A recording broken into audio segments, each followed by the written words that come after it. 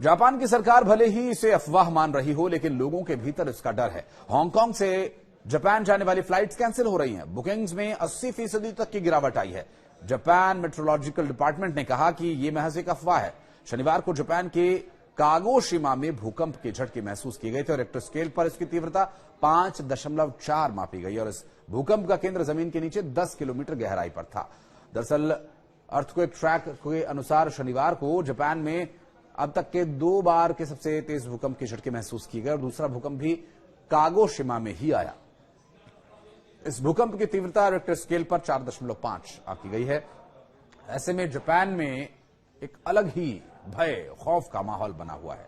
क्यों, बात करेंगे इसी पर। नमस्कार, मैं हूं आशीष त्रिपाठी आपके साथ। और तोकारा द्वीप समूह का भूकंपों से बहुत पुराना नाता रहा है।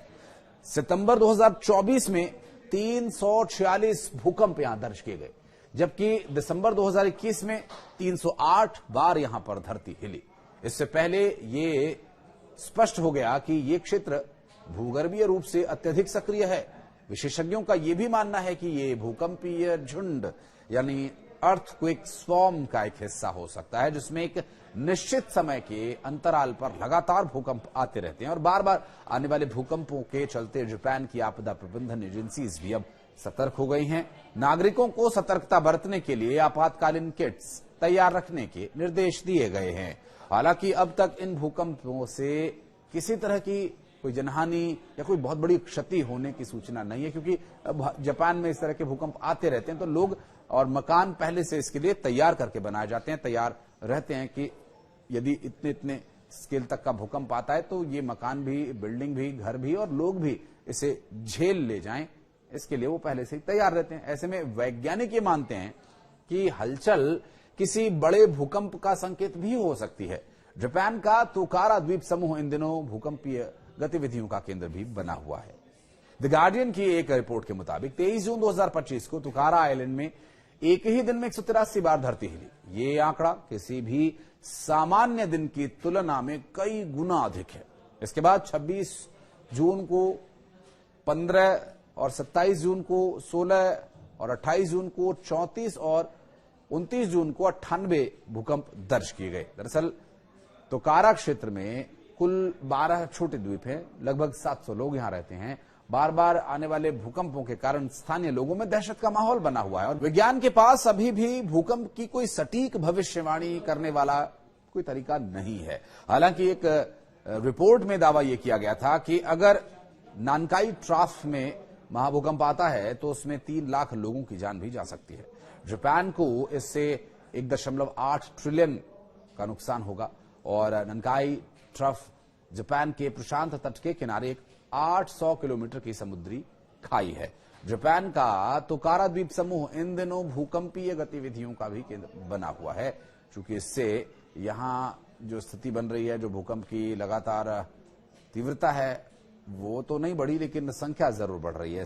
एक बार, 2 बार, 10 बार इस तरह से भूकंप के झटके जो है बहुत ज्यादा बार महसूस किए गए, क्योंकि जो यहां की स्थिति है उसे समझने के लिए विज्ञान लगातार काम कर रहा है। भौगोलिक परिस्थितियों को समझने के लिए भूगोल शास्त्री लगातार काम कर रहे हैं, लेकिन बहुत सारी स्थितियां ऐसी हैं जो अभी तक स्पष्ट नहीं हो पाई हैं। जबकि जापान के कागोशिमा प्रांत में तोकारा द्वीप समूह में पिछले 2 हफ्तों में 1000 से अधिक भूकंप के झटके महसूस किए जा चुके हैं। और यदि बात करें गुरुवार 3 जुलाई की, तो यहां भूकंप आया था और इतना शक्तिशाली था कि लोगों को खड़े होने में भी कठिनाई हो रही थी। धरती इतनी तेजी से हिल रही थी। बार बार आ रहे इन भूकंपों के बाद जापानी सरकार ने द्वीपों में रहने वाले लोगों के लिए खास चेतावनी जारी की है और जापानी सरकार ने द्वीपों के दक्षिण पश्चिम में इस तरह के और अधिक भूकंप आने की संभावना के बारे में चेतावनी दी। जापान मेट्रोलॉजिकल डिपार्टमेंट ने कहा कि यह महज एक अफवाह है। विज्ञान के पास अभी भी भूकंप की सटीक भविष्यवाणी करने का कोई तरीका नहीं है। एक सरकारी रिपोर्ट में दावा यह भी किया गया कि ये भूकंप यदि आता है, जो कि एक किसी कॉमिक में किसी के द्वारा किसी लेखक के द्वारा ये लिखा गया था और इस तरह के दावे किए गए थे कि यहां पर बहुत ज्यादा भूकंप आएंगे, जहां 4 टेक्टोनिक प्लेट्स मिलती हैं। ये इलाका पिछले कई दशकों से जापान के लिए खतरा भी माना जाता है, उस पर भी इसे नकारा गया। भूवैज्ञानिकों ने कहा कि अगले 30 से 70 सालों के दौरान यहां 8 से 9 तीव्रता तक के भूकंप भी आ सकते हैं। जापानी मंगा कलाकार रियो तात्सुकी की 1999 में प्रकाशित एक comic the future I saw में एक सपना उन्होंने दर्ज किया था, जिसमें उन्होंने दावा किया था कि 5 जून 2025 को जापान में एक भीषण प्राकृतिक आपदा आएगी। लेकिन वो दावा उतना सटीक नहीं हुआ। लेकिन इस भविष्यवाणी को लेकर लोगों के बीच चिंता जरूर बढ़ गई थी। कुछ समय के लिए देश की फ्लाइट बुकिंग तक कैंसिल हो गई थी। हालांकि तात्सुकी पहले ही ये कह चुकी हैं कि उनकी भविष्यवाणियों को पूरी तरह से सच मानना जरूरी नहीं है। लेकिन हाल ही में आए भूकंप और ज्वालामुखी विस्फोट ने इस भविष्यवाणी को फिर से चर्चा के केंद्र में ला दिया।